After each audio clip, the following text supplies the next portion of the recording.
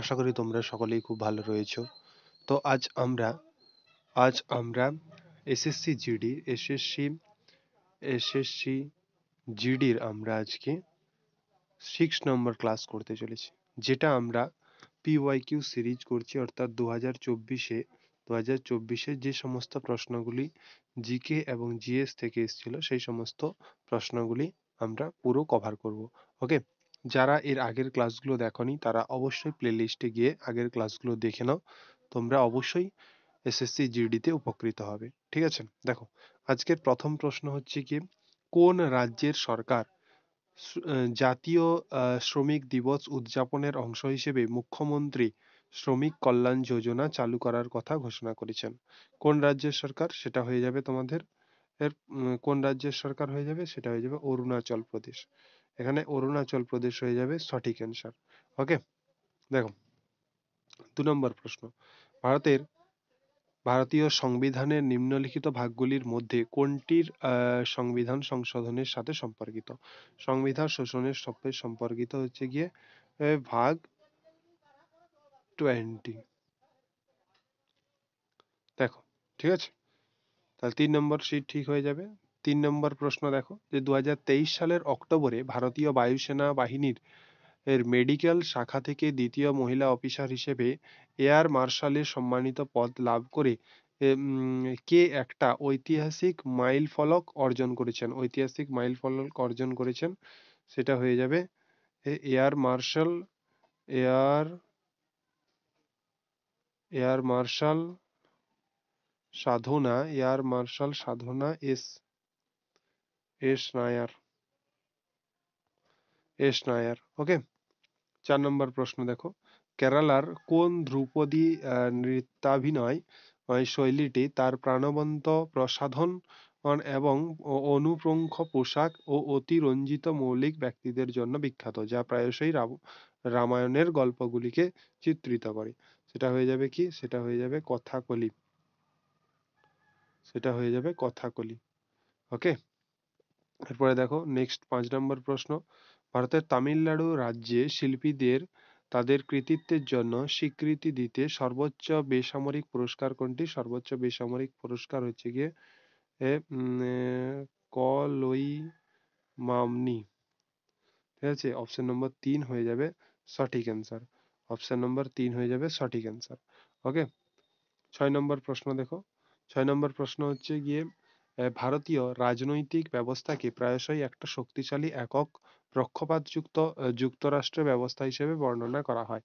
কোন বৈশিষ্ট্যটি একে একক পক্ষপাতযুক্ত করেছে? একক নাগরিকত্ব। 1 নম্বর প্রশ্নের উত্তর হয়ে যাবে 6 নম্বর প্রশ্নের উত্তর হয়ে যাবে 1।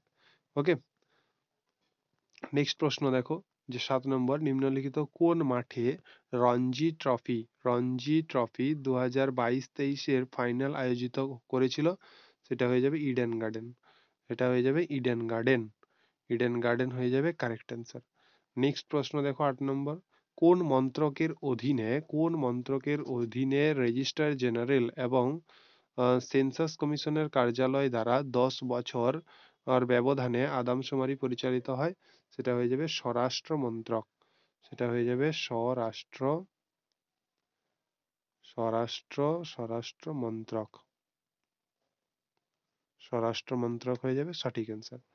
এরপরে দেখো 9 নম্বর প্রশ্ন। 9 নম্বর প্রশ্ন হচ্ছে গিয়ে, বাস্কেটবল খেলতে খেলার ক্ষেত্রকে কি বলা হয়? খেলার ক্ষেত্রকে আমরা বলে থাকি কোর্ট। খেলার ক্ষেত্রকে আমরা বলে থাকি কোর্ট। 10 নম্বর দেখো, 10 নম্বর হচ্ছে গিয়ে 2023 সালের আগস্টে লোকসভায় ফার্মাসি বিল 2023 পাস হয়েছিল। এটি ফার্মাসি আইন ড্যাশকে সংশোধন করেছিল? এটা হয়ে যাবে 1948 কে সংশোধন করেছিল। 1948 কে সংশোধন করেছিল। 11 দেখো, 11 কি লেখা আছে, ভারতের দেশীয় ভাষায় সংবাদপত্র আইন কত সালে পাস হয়? দেশীয় ভাষায় সংবাদপত্র আইন পাস হয়েছিল 1878-এ। 1878-এ। ঠিক আছে, এরপরে দেখো নেক্সট প্রশ্ন 12 নম্বর, ব্যাডমিন্টনে দ্রুত কঞ্জি এবং হাতের আবর্তন বা আপাতদৃষ্টিতে একটি শটকে দ্রুত পাসিং এ পরিবর্তন করে প্রতিপক্ষকে চমক দেয় এবং যেটি মূলত শার্প এর এবং নেটের কাছে ব্যবহৃত হয়। এটি ড্যাশ নামে পরিচিত, এটি ফ্লিক নামে পরিচিত, এটি ফ্লিক নামে পরিচিত, এটি ফ্লিক নামে পরিচিত। এরপরে 13 নম্বর প্রশ্ন দেখো, ড্যাশ পরিভাষাটি সরকার কর্তৃক জারিকৃত বন্ড ক্রয় বিক্রয়কে বোঝায়। বন্ড ক্রয় বিক্রয়কে বোঝায়, সেটা হয়ে যাবে কি না খেলা বাজারি কার্যকলাপ, খেলা বাজারি কার্যকলাপ। ওকে, নেক্সট প্রশ্ন দেখো, 2011 ভারতের 2011 সালের আদমশুমারি অনুসারে নিম্নলিখিত কোন কেন্দ্রশাসিত অঞ্চলে লিঙ্গ অনুপাত সবচেয়ে বেশি? সকলেই জানি আমরা, এটা উত্তর হয়ে যাবে আমাদের পুদুচেরি। পুদুচেরি হয়ে যাবে সঠিক অ্যান্সার, পুদুচেরি। ওকে, নেক্সট প্রশ্ন দেখো, 15 নম্বর, ড্যাশ বিপ্লবের কারণে ভারত খাদ্যশস্যে স্বয়ংসম্পূর্ণ হয়ে ওঠে এবং কেন্দ্রীয় ভান্ডারে পর্যাপ্ত মজুদ ছিল। এমনকি ভারতের মাঝে খাদ্যশস্য রপ্তানি করার আর অবস্থানে ছিল। সেটা কি হয়ে যাবে? সেটা হয়ে যাবে সবুজ, সেটা হয়ে যাবে সঠিক উত্তর সবুজ। ওকে, নেক্সট প্রশ্ন দেখো, নিম্নলিখিতদের মধ্যে কে বাংলাদেশের জাতীয় সঙ্গীত আমার সোনার বাংলা লিখেছেন? আমার সোনার বাংলা লিখেছেন রবীন্দ্রনাথ ঠাকুর। সেটা হয়ে যাবে তোমাদের রবীন্দ্রনাথ ঠাকুর, রবীন্দ্রনাথ রবীন্দ্রনাথ ঠাকুর, রবীন্দ্রনাথ ঠাকুর। ওকে, নেক্সট প্রশ্ন দেখো, চার্লসের সূত্রে চাপ চাপ হচ্ছে ধ্রুবকে রাখা হয় এবং গ্যাসের মোলের সংখ্যা ধ্রুবক এবং আয়তন তাপমাত্রার সমানুপাতিক। এখানে প্রত্যেকটাই হচ্ছে ঠিক, অর্থাৎ এ, বি এবং সি প্রত্যেকটাই হচ্ছে গিয়ে ঠিক। ওকে, 18 নম্বর প্রশ্ন দেখো, নিম্নলিখিতদের মধ্যে কে মৌর্য সাম্রাজ্যের দ্বিতীয় শাসক ছিলেন? মৌর্য সাম্রাজ্যের দ্বিতীয় শাসক ছিলেন বিন্দুসার। কি হয়ে যাবে উত্তর? এখানে বিন্দুসার হয়ে যাবে সঠিক উত্তর, এখানে বিন্দুসার হয়ে যাবে সঠিক উত্তর। নেক্সট প্রশ্ন দেখো, 19, কোন উৎসব ঐতিহ্যগতভাবে জল্লিকাট্টু প্রথার সাথে যুক্ত? জল্লিকাট্টু প্রথার সাথে যুক্ত হচ্ছে গিয়ে পঙ্গল, পঙ্গল। ওকে, নেক্সট প্রশ্ন দেখো, দ্বিতীয় খাতে সাধারণত কোন ধরনের কার্যক্রম পরিচালিত হয়? দ্বিতীয় খাতে সাধারণত কাঁচামাল থেকে চূড়ান্ত পণ্য উৎপাদন। ঠিক আছে, নেক্সট প্রশ্ন দেখো, এইটা শিফটটা কমপ্লিট হলো এবং এর পরের শিফটে যে প্রশ্ন আমরা দেখব, এখানে 20টি প্রশ্ন আমরা করলাম কমপ্লিট এবং নেক্সট শিফটে আমরা 20টি প্রশ্ন নিয়ে আলোচনা করব। এভাবে তোমাদের পুরো সিরিজটা এগিয়ে যাবে। যেগুলো করছি আলোচনা সেগুলো কিন্তু তোমাদের জন্য অত্যন্ত গুরুত্বপূর্ণ। তোমাদের পরীক্ষায় এখান থেকেই দেখবে তোমাদের কমন চলে এসেছে অনেক প্রশ্ন।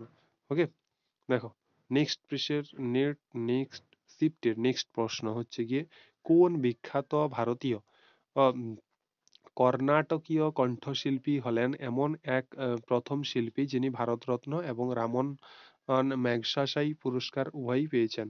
সেটা হয়ে যাবে এম এস শুভলক্ষ্মী,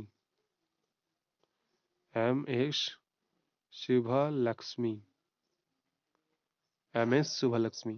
ঠিক আছে, নেক্সট প্রশ্ন দেখো, ভারতীয় সংবিধানে 163 অনুচ্ছেদ কিসের সাথে সম্পর্কিত? রাজ্যপালকে সাহায্য এবং মন্ত্রণা দানের জন্য মন্ত্রিপরিষদ, রাজ্যপালকে সাহায্য এবং মন্ত্রণা দানের জন্য মন্ত্রিপরিষদ। নেক্সট প্রশ্ন দেখো, হোলির বসন্ত উৎসবটি ড্যাশ রাজ্যের মেহিতেই এই উপজাতি দ্বারা ইয়াংসাং হিসেবে পালিত হয়, যা প্রায় 6 দিন স্থায়ী হয়েছিল। সেটা হয়ে যাবে যা প্রায় 6 দিন স্থায়ী হয়েছিল, সেটা হয়ে যাবে মণিপুর। ওকে, নেক্সট প্রশ্ন দেখো, নেক্সট প্রশ্ন হচ্ছে, ভারতের সবুজ বিপ্লবের প্রভাব সম্পর্কে নিম্নলিখিত বিবৃতিগুলি পড়ুন। প্রথম দেখো বিবৃতি, ভারত খাদ্যশস্য উৎপাদনে স্বয়ংসম্পূর্ণ হয়ে ওঠে এবং কেন্দ্রীয় ভাণ্ডারে পর্যাপ্ত পরিমাণে মজুদ ছিল। এমনকি কখনো কখনো ভারত খাদ্যশস্য রপ্তানিও করত। মাথাপিছু খাদ্যশস্যের নিট প্রাপ্যতা বৃদ্ধি পেয়েছিল। ঠিক আছে, তাহলে এ এবং উভয় এ এবং বি হচ্ছে উভয় ঠিক রয়েছে এখানে। নেক্সট প্রশ্ন দেখো, 5 নম্বর প্রশ্ন। 5 নম্বর প্রশ্ন বলেছে যে ড্যাশে অবস্থিত নেল্লাপট্টু পক্ষী অভয়ারণ্য নিকটবর্তী পুলিকট লেকে প্রতি বছর ফ্লেমিঙ্গো উৎসব উদযাপিত হয়। ফ্লেমিঙ্গো উৎসব উদযাপিত হয়ে থাকে অন্ধ্রপ্রদেশ হয়ে যাবে সঠিক অ্যান্সার। অন্ধ্রপ্রদেশ হয়ে যাবে সঠিক অ্যান্সার। নেক্সট প্রশ্ন দেখো, 6 নম্বর প্রশ্ন। 1947 সালে স্বাধীনতার সময় ভারতের সাক্ষরতার হার ছিল 12%। ঠিক আছে, ভাবো তাহলে কিরকম ছিল। তাহলে ভারতের ষষ্ঠ অর্থনৈতিক আদমশুমারি নিম্নলিখিত কোন বছরে পরিচালিত হয়েছিল? নিম্নলিখিত 2013 সালে পরিচালিত হয়েছিল। কোন বছরে? 2013 সালে পরিচালিত হয়েছিল। নেক্সট দেখো, নেক্সট হচ্ছে গিয়ে ঘুমুর নৃত্য নিম্নলিখিত কোন রাজ্যের সঙ্গে সম্পর্কিত? ঘুমুর নৃত্য নিম্নলিখিত রাজস্থান, রাজস্থান এর সাথে সম্পর্কিত, রাজস্থান। ঠিক আছে, নেক্সট প্রশ্ন দেখো, টেবিল টেনিসের একটা সার্ভে যে নেটকে আঘাত করে কিন্তু তারপরও প্রতিপক্ষের সার্ভিস এলাকার ল্যান্ড করে তাকে আমরা ড্যাশ বলে থাকি, তাকে আমরা বলে থাকি লেট, তাকে আমরা বলে থাকি কি? লেট।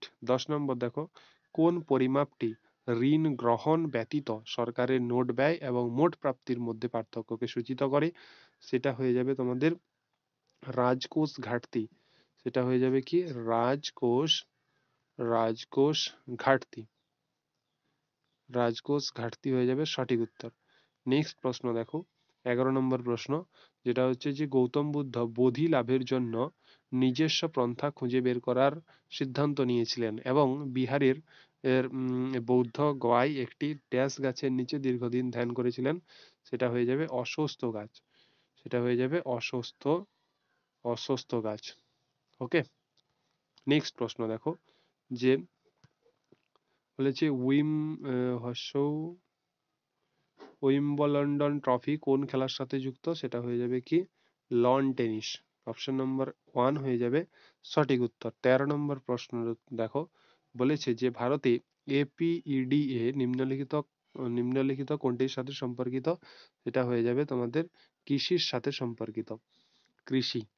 ওকে, নেক্সট দেখো, নেক্সট হচ্ছে নিউটনের কোন সূত্রে বলা হয়েছে যে প্রকৃতিতে প্রতিটি ক্রিয়ার একটা সমান এবং বিপরীত প্রতিক্রিয়া রয়েছে? সেটা হয়ে যাবে তৃতীয়। ওকে, প্রতিটি সমান বিপরীত প্রতিক্রিয়া রয়েছে।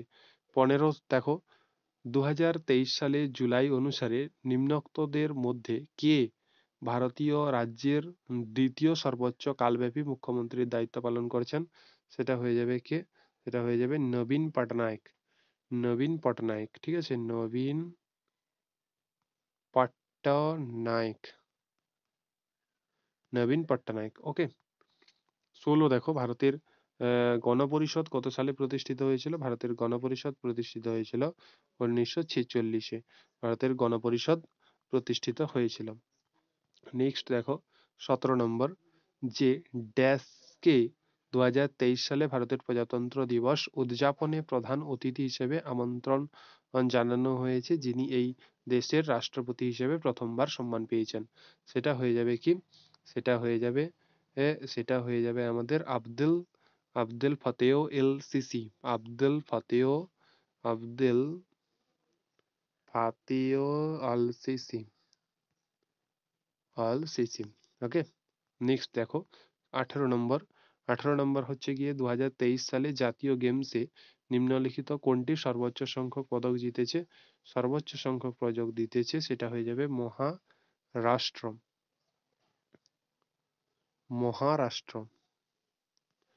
ওকে, নিম্নলিখিত কোন আইনে রাজনৈতিক বন্দীদের 2 বছরের জন্য বিনা বিচারে আটক রাখার অনুমতি দেওয়া হয়েছিল? সেটা হয়ে যাবে রাউলেট আইন, রাউলেট আইন। ওকে, নেক্সট দেখো, ড্যাশ হলেন প্রথম ভারতীয় রূপান্তরিত লিঙ্গ অর্থাৎ ট্রান্সজেন্ডার এর নৃত্যশিল্পী যিনি পদ্মশ্রী সম্মানে ভূষিত হয়েছেন, সেটা হয়ে যাবে নর্তকী নটরাজ। নর্তকী নটরাজ, নটরাজ হয়ে যাবে সঠিক উত্তর। ঠিক আছে, এই শিফটের আমরা 20টি প্রশ্ন নিয়ে আলোচনা করলাম। এরপর আমরা নেক্সট শিফটের আবার 20টি প্রশ্ন নিয়ে আলোচনা করব। দেখো, প্রত্যেকটি প্রশ্ন যদি খুব ভালোভাবে তোমরা দেখে যাও, পড়ে যাও, তোমরা দেখবে এখান থেকে ঘুরিয়ে ফিরিয়ে এই প্রশ্নগুলো করা হচ্ছে। ঠিক আছে, তাই তোমাদের কোনো রকম করো না ভেবে তোমরা পুরো সিরিজটা খুব মন দিয়ে কমপ্লিট করো। যারা আগের সিরিজগুলি দেখোনি তারা অবশ্যই অবশ্যই তারা সেই সিরিজটি দেখে কমপ্লিট করার চেষ্টা করো, তাহলে তোমরা অবশ্যই উপকৃত হবে।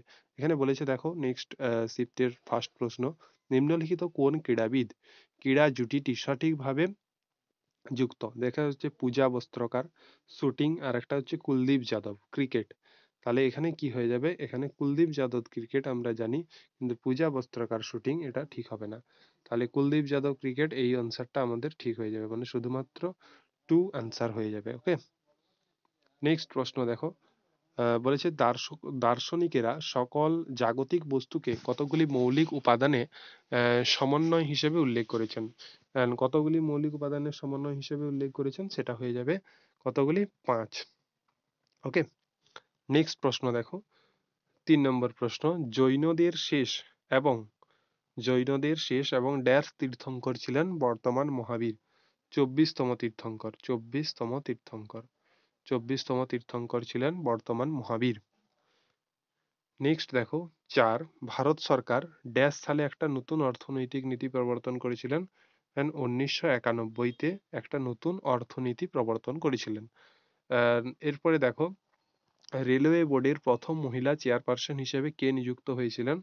মহিলা বোর্ডের নতুন প্রথম মহিলা চেয়ারপারসন হিসেবে নিযুক্ত হয়েছিলেন জয়া বর্মা সিনহা। নেক্সট দেখো, নিম্নলিখিত কোনটি ভারতের শেষ পঞ্চবার্ষিকী পরিকল্পনা? সেটা হয়ে যাবে দ্বাদশ পঞ্চবার্ষিকী পরিকল্পনা। ওকে, নেক্সট প্রশ্ন দেখো, যে বলেছে যে ভারতীয় সংবিধানে 14 থেকে 18 অনুচ্ছেদে নিম্নলিখিত কোন অধিকার সম্পর্কিত বিধানটি উল্লেখ করা হয়েছে? সেটা হয়ে যাবে, উত্তর হয়ে যাবে তোমাদের সমতার বিধান। সমতার বিধান, সমতার অধিকার, সমতার অধিকার। ঠিক আছে, দেখো, পিটির দ্বারা ড্যাশ সাঁতার কাটা হয়? পিটির দ্বারা হয়ে যাবে ব্যাকস্ট্রোক সাঁতার কাটা হয়। ঠিক আছে, 8 নম্বর প্রশ্ন দেখো, 9 নম্বর, 1930 সালে মহাত্মা গান্ধী নেতৃত্বে ডান্ডি অভিযান কোন ব্রিটিশ নীতির বিরুদ্ধে একটা উল্লেখযোগ্য প্রতিবাদ? সেটা হয়ে যাবে কি? লবণ কর। এটা হয়ে যাবে লবণ কর হয়ে যাবে সঠিক উত্তর।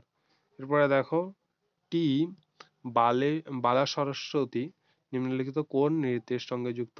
সেটা হয়ে যাবে ভারতনাট্যম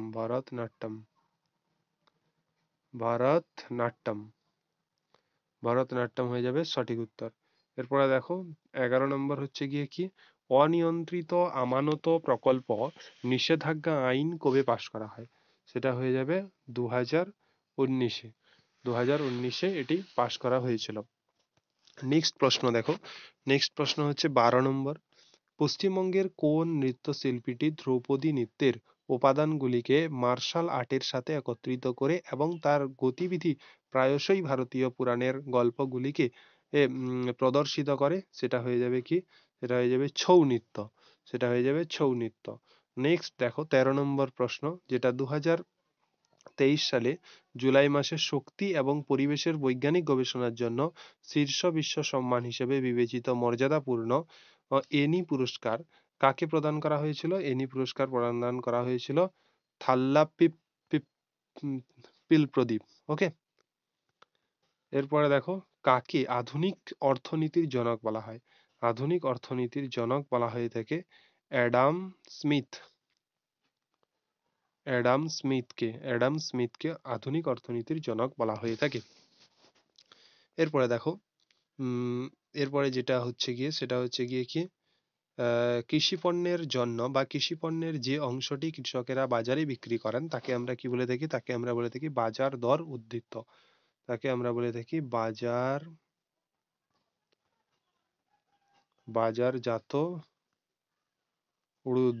বাজারজাত উদ্ধৃত। ওকে, 16 নম্বর প্রশ্ন দেখো, ভারতে যে রাজ্যের বিধান পরিষদ রয়েছে সেই রাজ্যে এই পরিষদের মোট সদস্য সংখ্যা ওই রাজ্যের বিধানসভার মোট সদস্য সংখ্যার ড্যাশের বেশি হবে না।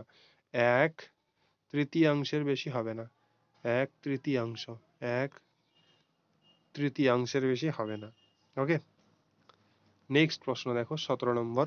17 নম্বর বলেছে যে তবলা নামক একটা তাল বাদ্যের কোন ওস্তাদ বিশ্বের অন্যতম সেরা সঙ্গীত শিল্পী হিসেবে বিবেচিত হন এবং অসংখ্য আন্তর্জাতিক শিল্পীর সাথে সহযোগিতা করেছেন? সেটা হয়ে যাবে জাকির হোসেন।